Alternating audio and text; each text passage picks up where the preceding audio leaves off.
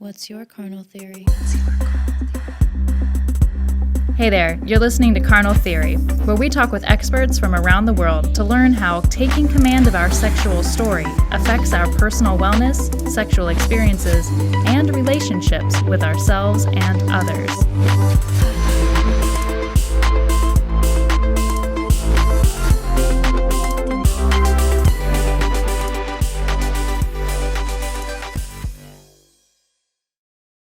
All right, hello everyone. I am Abba.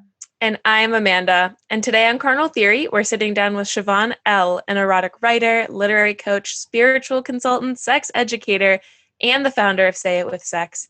And that's just scratching the surface of what ShaVaughn has got going on. But we'll definitely take some time to dive more into those lovely things as we go throughout the episode. You may have seen her on our most recent Instagram live interview on the My Sexual Bio main page. Hi, ShaVaughn. Lovely to see you again. And I just cannot wait to jump into this episode. Hi, everybody. I'm really excited to be here.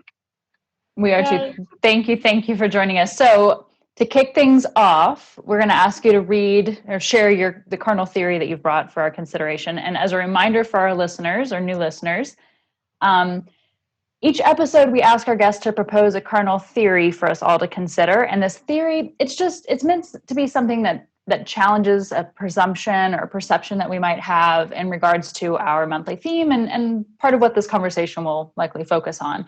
And for this month at My Sexual Bio, our theme is honoring and understanding the menstrual cycle. And just as a note, we'll revisit this ShaVaugh's theory at the end of the episode and see if maybe even during this conversation, maybe some of our presumptions or perceptions have already changed. So ShaVaughn, if you would please kick us off and share the theory that you've brought for us to talk about. So in honor of our menstrual cycle, the theory that I have, or our menses, or moon, or how we call it, I believe our cycle is an intuitive space. It is an energy exchange that provides an opportunity for our body to release, refresh, and reset. We've been doing a lot of research this month, and I mean, immediately that resonates with everything that we've been learning and picking up on. And I think really clearly highlights the top points of if we could summarize and give people a takeaway of this is really what you need to know and understand. I think that does a really nice job of summarizing it. I am curious if you could, maybe we could start the conversation a little bit around, so we're focusing on a menstrual cycle, but we have many cycles, and you get into this a little bit and some other things. Maybe we can just start by defining cycles and how, yes, we're talking about menstrual cycles specifically for harnessing the power there, but there's these other cycles we also have to be able to harness power. Could you talk about that a little bit? So I think that's an interesting question, because I was having a conversation with my mom the other day, and I'm telling her how I'm approaching what we like to call in the spiritual community shadow work, right? So that's a cycle within itself.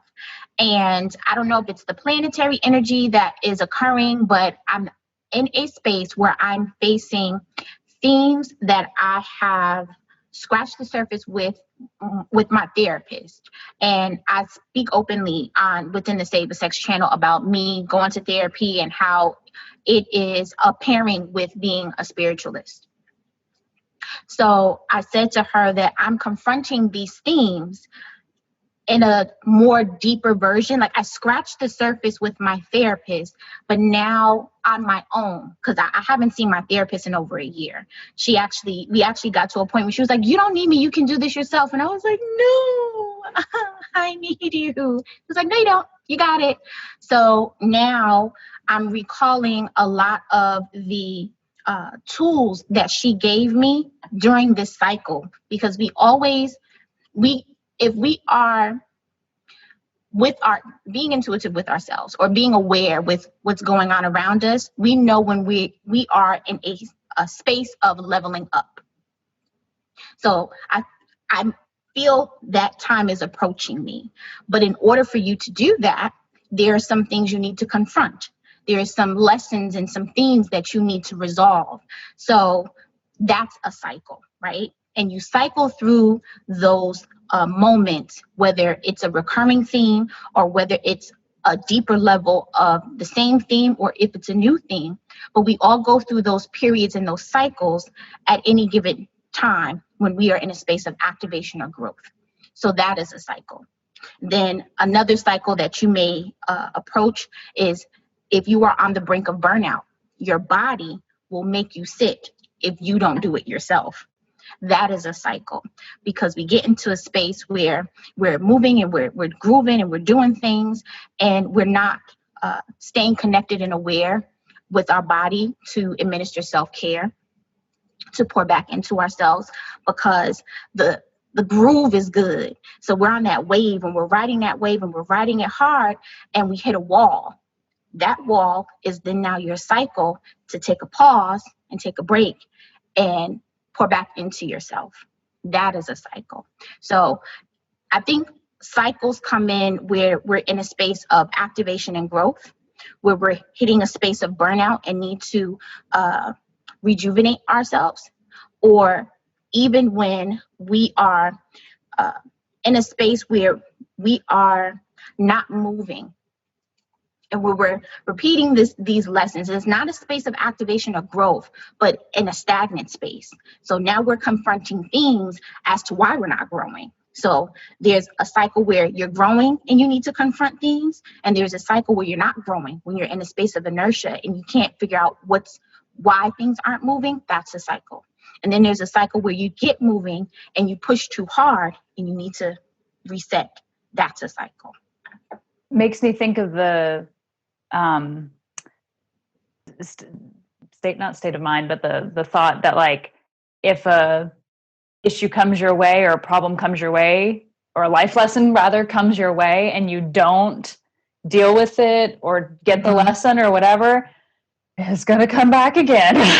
You're going to get that cycle. It's going to keep cycling through you to you until you do something about it, until you level up, or whatever it is, as you're phrasing it. I love that. But just for people who might not be familiar, if you could maybe go just a little bit deeper on two things. One, if you could just mention what shadow work is for those who might not know, and that either might immediately sound like either too woo-woo to break down, because it's not. It just kind of sounds like it. And then also, I'm curious if there's ways that you feel into when it's time to level up, just based upon a little bit of what you just said. Sure. So shadow work is a process of confronting things that are hidden, because our shadow is, people will say dark and light, and I try to remove the binary aspect from it, because we are both dark and light. But those things that are hidden, that are beneath the surface, that we may repress. So often those things come up to the surface. They float up, right? I like to think of Scorpio energy as this dark water, right? I'm not Scorpio. I'm Scorpio moon, for anybody who's into astrology. I'm a Scorpio moon. And I like to think of Scorpio waters as just dark, where they're nice and warm and they're intriguing and you want to know what it is, but you can't see down to the bottom. It's not crystal clear like maybe a Cancer water is, where you can see down to the bottom and it's warm and it hugs you and it makes you feel good. So it's a black space, or a space of unknown. So the shadow work is you confronting those things that are unknown. Maybe you didn't even know it was there, or maybe it's something that you didn't recognize, but it's a recurring theme that you approach, that you have to resolve in order to move to the next level, whatever that means for you. Thank you. And how do you feel, do you have ways that you, or tools that you use to feeling into when it's time to level up, like when you're being confronted with those challenges or moments? So I'm an intuitive person. I'm part of the clear community. So I'm clairaudient and claircognizant and clairvoyant. So I have learned to be aware of when certain patterns are starting to repeat themselves. Then it's a prompt for me to go, I must be in a state of growth, or I must be in a state of stagnation, because these particular patterns are repeating. And I remember when I hit this particular moment, these patterns begin to repeat. So that's me being aware of certain themes that I may not have resolved, or just a deeper level of certain themes that need to be resolved. How someone who may not be as intuitively aware as me could do that is actually recognizing the patterns. So one of the things that I started doing with myself is, when I seem to be hitting a wall, I take a step back with myself and I start to ask myself, how did I get here? What are some of the things that occurred in the last 3 to 6 months that may have brought me here? If it's a theme, I'll share with the community. One of the themes that I'm working with now is approval, seeking approval from other people. And we see it on the internet all the time that you shouldn't seek the approval of other people. You are already validated and things of that nature, but we're human. And we often like human validation, and there's nothing wrong with having or liking human validation. It's when you lean on it too much because you don't feel validated within yourself. That's when it becomes a problem. So I realize I'm seeking approval from outside things and not checking in with myself. So I asked myself, how did I get here? And as I start to go back to the root, I realized for me, when my parents divorced, that disconnect between myself and my father is part of a reason why I seek other people's approval. So when my parents divorced and I had to move, because I'm not from Jersey, so I had to move to Jersey because my mom is from Jersey. So when that separation happened, in my 6-year-old mind, how I navigated this space was that I wanted people to like me, because if people liked me, then nobody would abandon me. Because in my 6-year-old mind, I felt like my father abandoned me because we separated. I didn't see him. My parents were in their 20s. They had their own shit going on. So you learn that now as an adult, that, you know, your parents did the best they could with the information that they had. But at the time, at 6 years old, I didn't know that, because your parents are like superheroes to you when you're that age. So in order for me to avoid my father or someone leaving me like how I believed my father did, I created parts of myself that I thought people would like, so that they wouldn't leave me. And that manifested into seeking outside approval because I didn't feel like I was enough. So someone who is not intuitively aware, by yourself, you can start to go back and do that. You can do it with a therapist. You can do it with a friend if you have someone in thought partnership. But that is the way to start to begin. Okay, I'm in a space, I'm trying to grow and I feel like I'm not growing, because if you're trying to grow and you feel like you're not growing, then you know you're in a space of growth or stagnation. But what are the things that are stopping me from doing that? Am I in my own way? If I feel like I'm in my own way, or have close friends that have told me that I'm in my own way, or people outside of me that have told me that, why is that? And then you start to go back to how something like that so big for you in your adult life, how did that manifest? And it started somewhere in your childhood. You just have to figure out where. That's where the shadow work comes in, because now you have to unpack things. And shadow work isn't as pretty as people make it out to be. That is really hard. It's really hard. It's really emotional, because unknowingly our younger selves compartmentalize certain traumas, quote unquote traumas, I'm doing air quotes, quote unquote traumas, or quote unquote triggers that have impacted us emotionally. And so that we don't have to relive those moments again as we get older, we compartmentalize them, we put them in a different shelf in our mind's cabinetry, and we put them away. But now these things that you put away have not been addressed, and they're not affecting you in your adult life. So now you have to deal with it. That's how someone who is not intuitively aware, or not really a woo-woo person, that's how you can do that shadow work. Yeah. So we've kind of laid this a little bit of groundwork on cycles. Let's move a little more into menstrual cycles. And you say that this is a really intuitive time, a very intuitive space. What does that mean? Why is that so? I believe that it's an intuitive space because our bodies are very sensitive. We're emotionally sensitive. Our hormones are all over the place. But if we are able to pour into ourselves, because a lot of us, I know for me, when I first got my menstrual cycle, I hated it. I hated having my period. Oh my God, this is worse. Why did Eve eat the apple? This is before I knew better. Why did Eve eat the apple and all this other stuff? And you start cursing being a woman. But as I got older, I realized that I was more in tune with my body. If I paid attention, again, you don't even have to be a spiritualist or woo-woo or whatever, but if you pay attention, you are actually more in tune with your body.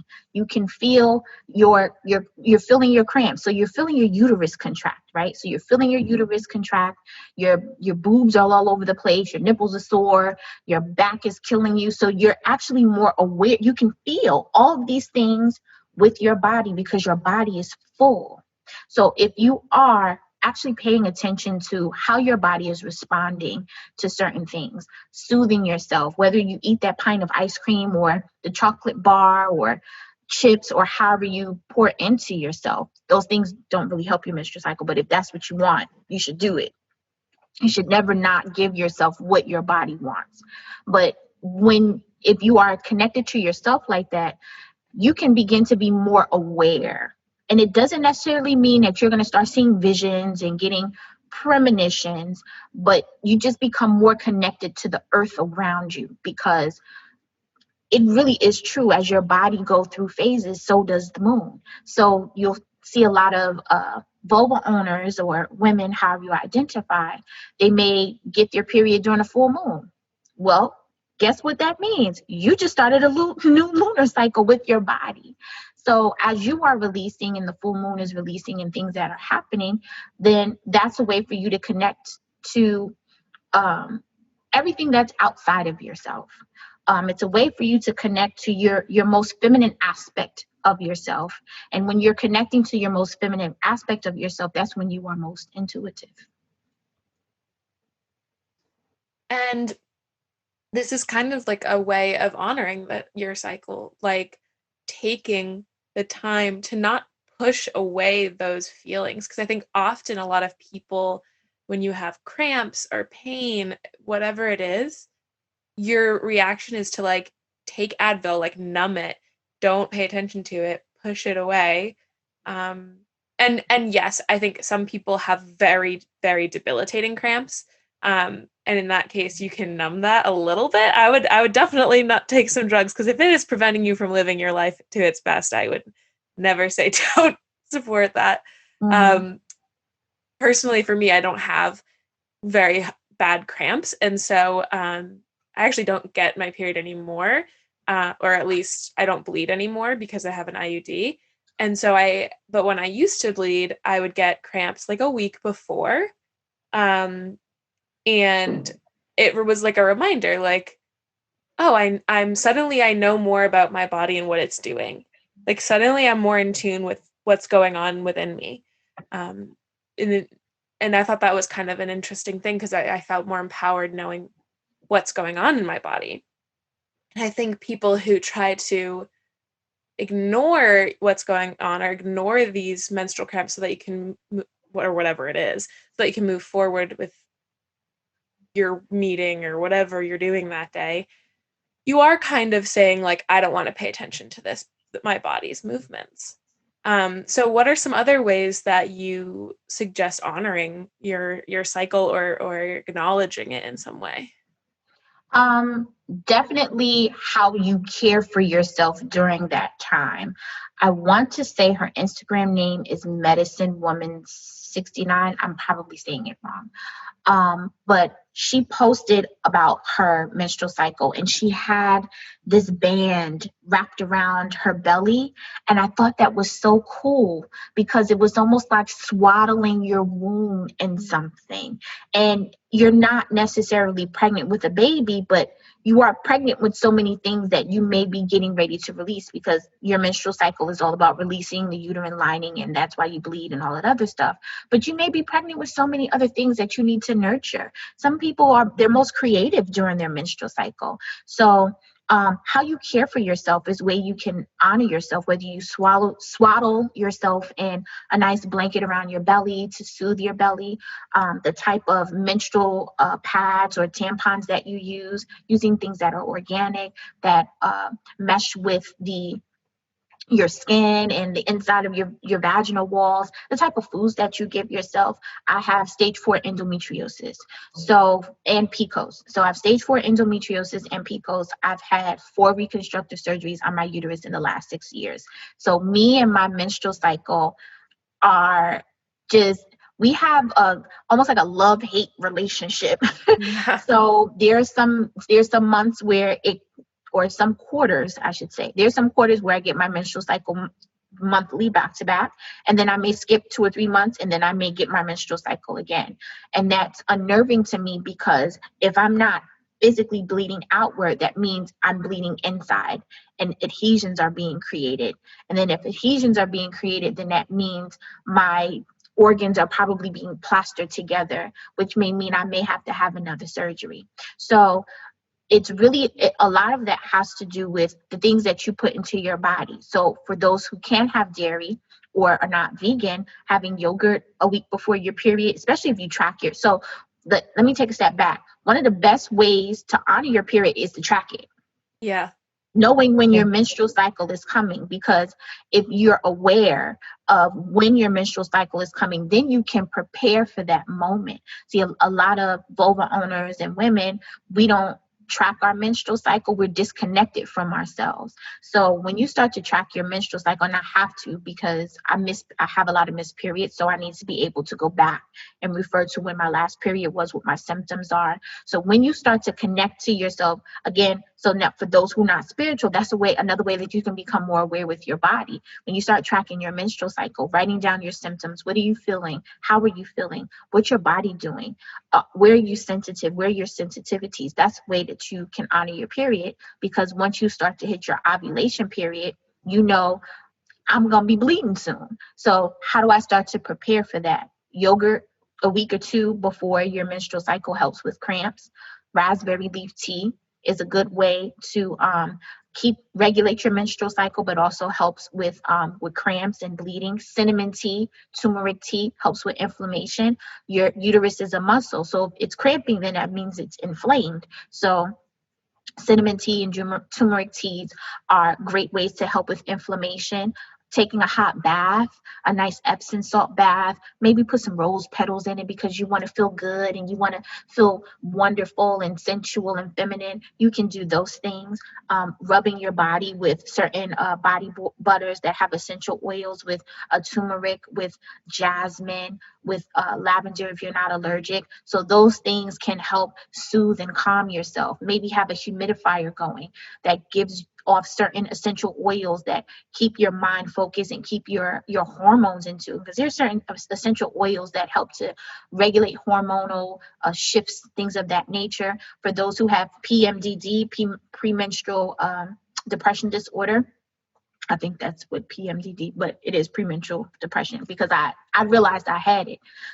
St. John's wort is a great way to combat that, so you don't feel like you have to close all the windows and lock yourself in your room for 5 to 7 days. So you can be a functional adult in the world.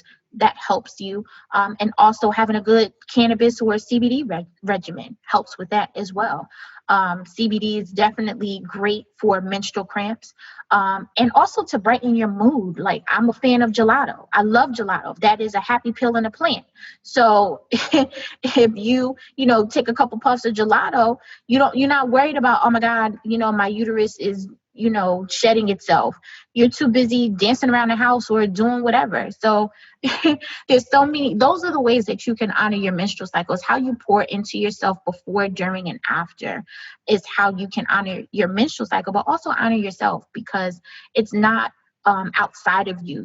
Your menstrual cycle and your body, your physical body, are not mutually exclusive. They are one and the same. So instead of seeing that time as a place where you are not yourself for 7 days out of a month, as opposed to how you reconnect to yourself every 5 to 7 days out of a month, that is a way that you can honor yourself and honor your menstrual cycle. I think it's also poignant that some of the ways that you're talking about how to honor and how to tap into yourself are basically utilizing nature. So you mentioned oils, mentioning cannabis, essential oils, and diffusing these and basically tapping into just the natural herbs that already exist and we know like can aid for these pains and problems that we might develop over time. We know these, we have these tools. So and potentially using those natural remedies instead of something that is a bit more of a blocker could help you come more into tune with looping back to the theory of being able to understand and truly release and reflect and refresh and feel that intuitiveness while you're doing it, because you're in a natural state, albeit maybe slightly altered depending upon what you're up to. That's okay. That can also have times allow for leveling up if that like relaxes you and gets you out of your head enough to where you're like actually in an awareness. That can be good and beneficial and might be that unblocker that you're looking for in order to make that next step. Sometimes some of us need that. Not all of us do, but some people do. And there's different means of getting it. I with that nature mention, I wonder, or I've been doing some reading. There's one book that we're kind of focusing on this month, Her Blood is Gold, but have been doing some reading outside of that as well. And I remember reading The Red Tent, if you remember that book, years ago. Yeah. Like I couldn't even totally tell you what it was about, except the Red Tent, which is where the women would go when they were menstruating, and kind of the community and the rituals that would happen, but very fictional book. And in reading some of the things we've been looking at this month, we have so many traditions and rituals and honorings in our history of bleeding women. Do you have a thought on why that has been so lost? I have strong opinions on it, but from your view, do you have like why don't we honor this? Why isn't it sacred and seen as this time to be intuitive and reflect? I think that's a good question. As you were talking, I was thinking about that there's a spiritual group that I'm in on Facebook, and a lady showed her doing a moon ritual for her daughter, getting her first menstrual cycle. And all the women in the family were there. And I think that's so important to make it a matriarchal or highlight that feminine aspect of that. All the women in the family were there, friends and things of that nature, had her dressed in white, gave her roses, had her a cake, but then gave her a bath. And I think that's very important because blood in the magical world, blood is the most sacred magical tool that we have, right? It has the ability to adapt to whatever the intention is that you set with it. So thinking about your body as a thing of blood, if anybody listening has ever seen the Avatar, you think about Katara, how she learned how to bend blood and she would never do it again. But you think about blood as water, right? So you have all this type of liquid in your body, and it's mutable and maneuvering and alchemic and all these other things. So when you are, I went somewhere and then I'm bringing myself back. So when you see someone sitting in a bath, right? And I think the thing with blood is people see blood as this nasty thing, right? Because it's like, oh my gosh, blood is coming from your vagina. That's gross. My private parts don't bleed. Why do your private parts bleed and you don't die? You must be a witch. So here we are now demonizing women for something natural that occurs with them because men don't understand it. Because again, the female body is the most complex body, and the vagina is the one organ that is still not the most known. Like people still don't know about the vagina. We've only scratched the surface on what the vagina does, how it operates, how it functions, the clitoris, and all these other different things, right? So we know about every other part of the body the most, except for the vagina. So you have these men in medical professions who were the only ones who were allowed to be doctors, and a lot of patriarchal systems or over the years and traditions. So they don't understand how a woman can bleed for 5 to 7 days and never die. And that doesn't make sense to them. So you have to be this nasty, dirty thing, because I don't do that. So you create this separation between a woman and her menstrual cycle and her sex organs, because you have to be in a cisgendered male mind. You have to be less than me, because your body does this weird shit that I don't know about. So you have to be less than me. And because you're less than me, and because your body does this weird shit that I don't know about, you need to go over there and not spread this disease over to me. So then now we start to weaponize a menstrual cycle against a woman to make her feel inferior. We start to demonize menstrual cycles towards women to make them feel like a witch or some type of outer space being, because a man's body doesn't do what a woman's body does. So you have these stigmas that have been shaped around the menstrual cycle over the years, and then they just develop into all kinds of tall tales and stories. So when you go into a health class and somebody's half-assed telling you about a menstrual cycle, you think something's wrong with you, because nobody is telling you that this is an amazing thing. I mean, once you get your menstrual cycle, that means you could birth babies. Mm-hmm. Nobody really talks about that connection. You have the capacity as a vulva owner to create human life once you hit your menstrual cycle. That's one of the many things that you can do. So now you, as this wonderful human being, have the ability to house and carry and bring into the world another human being, and nobody thinks that's a phenomenal feat for you to do as a vulva owner.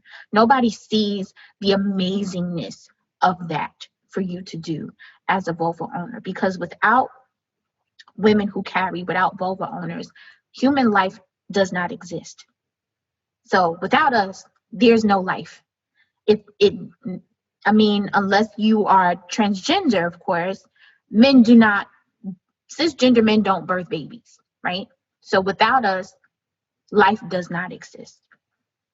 So when that thought of how actually superior women and vulva owners are compared to men who actually cannot bring life in, they can create life, because truth be told, it's a conversation for another day, but truth be told, men need birth control, not women.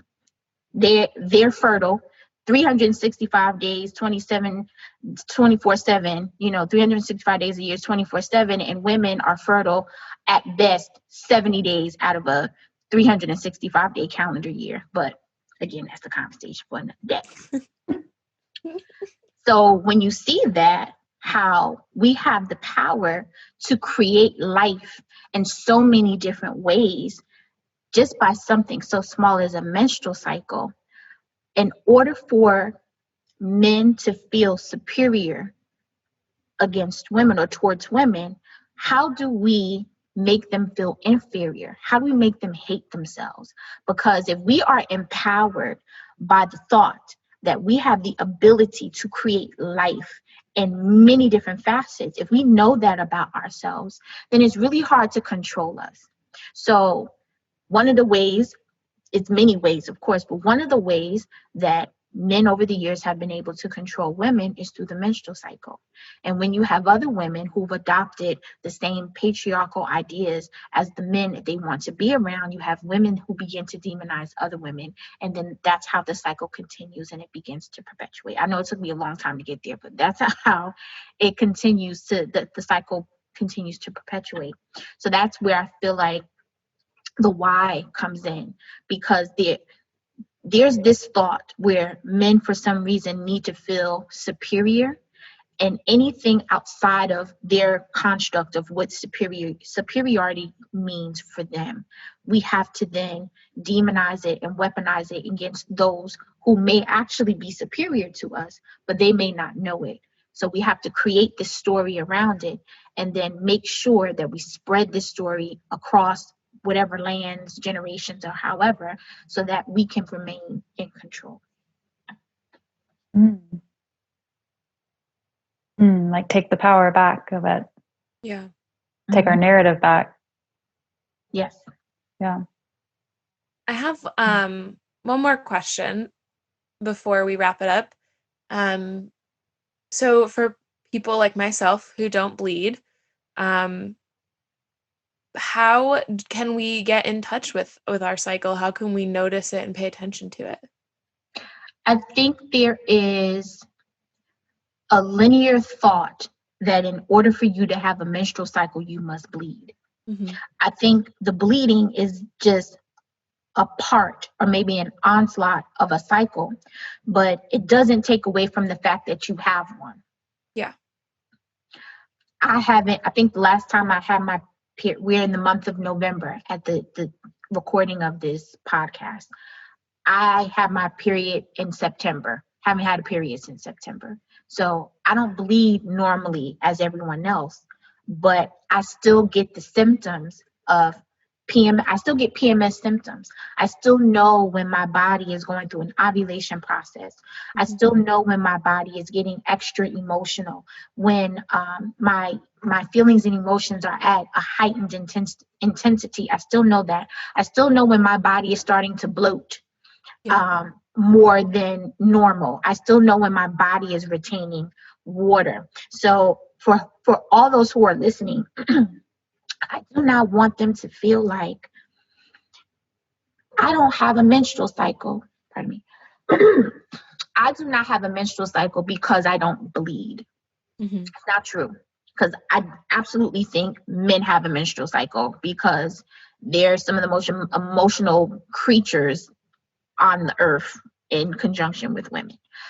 So I absolutely believe men have menstrual cycles. It may not be a menstrual cycle because there is no bleeding going on, but they go through phases. So maybe that's how we reframe it, right?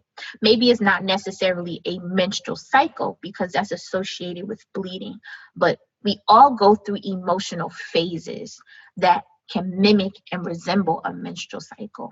So if you have that, you can still use these same tools to honor that phase in your life. So maybe not calling it a menstrual cycle, since that again is associated with bleeding, but there's an emotional phase that you go through where you need to refresh, you need to reset, you need to rejuvenate, you need to come back to your body. So I don't want anyone who's listening to feel separate from the same process because they don't physically bleed, but you do go through a phase. You do go through a cycle. May not be a menstrual cycle per se, but you experience that. And I wonder if part of, in this context, Sisman's disassociation and putting negative connotations around menstrual cycles comes at all from the part that their own cycles are not being recognized, like as taboo and shameful and whatever it is placed on menstrual cycles. The idea of a man having a cycle is like about as woo-woo of a crazy idea, if you don't already believe in it, as it could get. Like the fact that, because I also think, and in the context of this conversation, I think that we associate also cycles with a negative meaning. And I think that's a huge part of what we're trying to unlock this month in general, and talking with you, is that that's not true.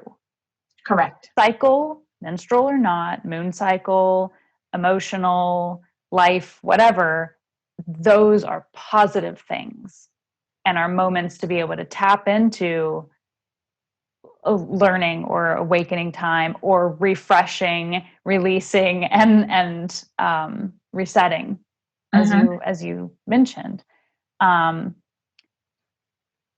Also, pull in one more thing. Also, resting. It's been reading more about this too. It can be phrased as women being gifted this time, where we're essentially forced to rest.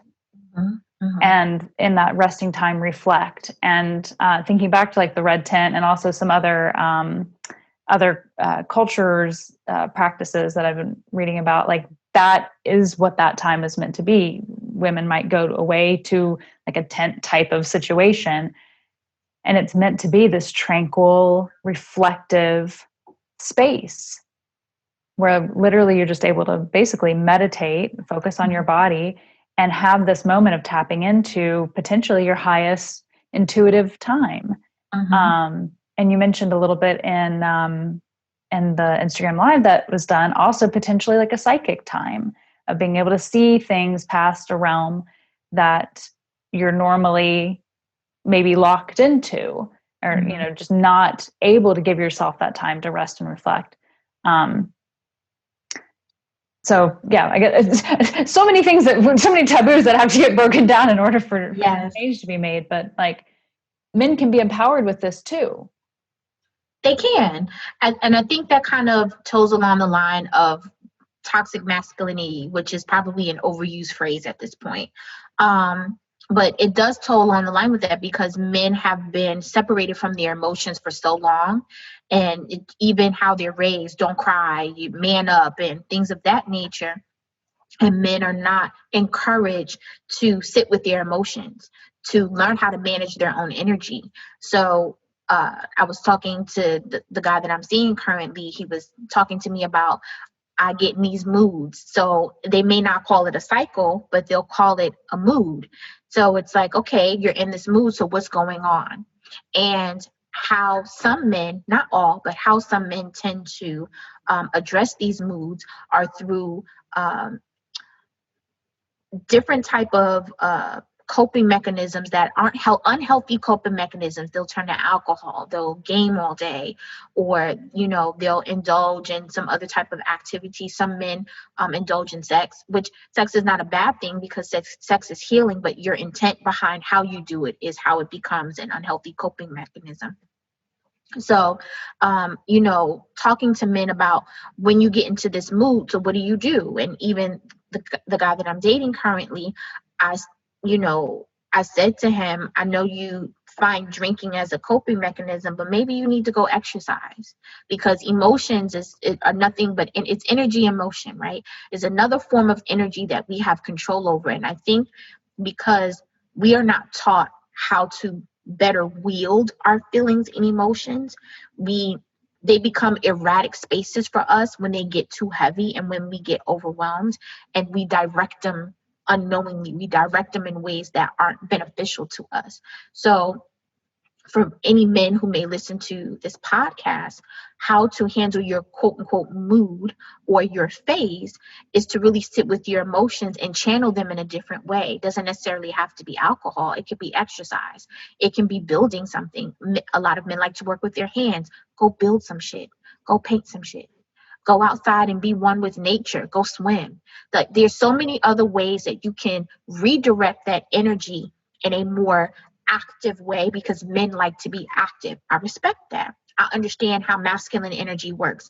Masculine energy likes to be active. So being in a passive space for those who are hypermasculine or operate heavily in their masculinity, that's unknown to them. But what you do is you take that passive energy and you transmute it into something that is active for you, where you're able to think clearly, but you're directing your focus into something that allows you to use your hands, that allows you to use your limbs, use your body, and focus. So that's a way for men to honor their cycle or their moods, whatever that means to them, is to transform that energy into an active space that allows you to meditate. Because meditation is nothing but allowing your mind to be quiet. So you don't have to sit in lotus pose and chant and om and those things. That's one form of meditation. One way that I meditate in the morning is I wash dishes. A lot of people don't like washing dishes, or a lot of people have dishwashers, but I wash dishes because it's a quiet space. My hands are in water. Here we go. Water, blood, liquid, all of that intuitive space. My hands are in water, and I'm concentrating on cleaning my dishes. So because I am concentrating on cleaning my dishes, I'm not thinking about anything else. And then that's when I can receive messages, whatever those messages look like for me. So doing something that allows you to quiet your mind so you can focus and allow yourself to receive and be open is a way to honor that mood, that phase, or that cycle that you're in. And that can be something good for men who have challenges dealing with their emotions or managing their emotions. You take that passive space and you transmute it into something active that you can utilize and that you can wield. Basically, like create a moon time for yourself. Exactly. Yeah, it will be to your benefit. Mm-hmm. Thank you so much. Yay. Lots of beautiful knowledge shared. As we wrap up, could you please share one more time for our listeners the theme that you've brought for us? And again, maybe during this conversation, maybe you've had some aha moments and perceptions have been changed. So, I mean, I always have aha moments. The men part was like, that was okay. Yeah, maybe I can share this.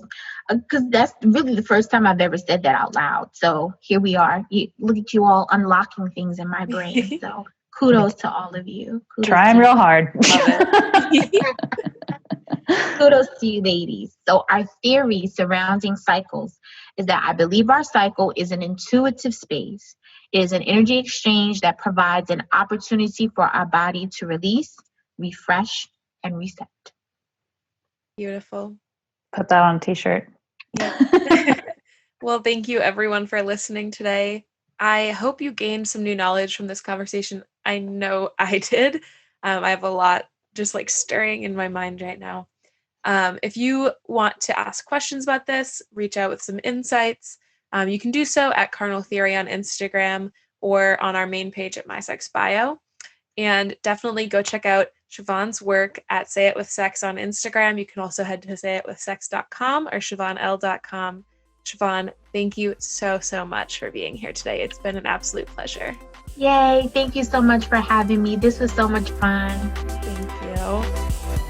Truly, thank you. Carnal Theory is produced by My Sex Bio. Our sound design is by Audrey Cohane, and our theme music by Men the Universe. My Sex Bio is an educational platform built to empower people like you to take command of your sexual biography. Follow us on Instagram, Twitter, Facebook, LinkedIn, TikTok, YouTube, and Spotify at My Sex Bio.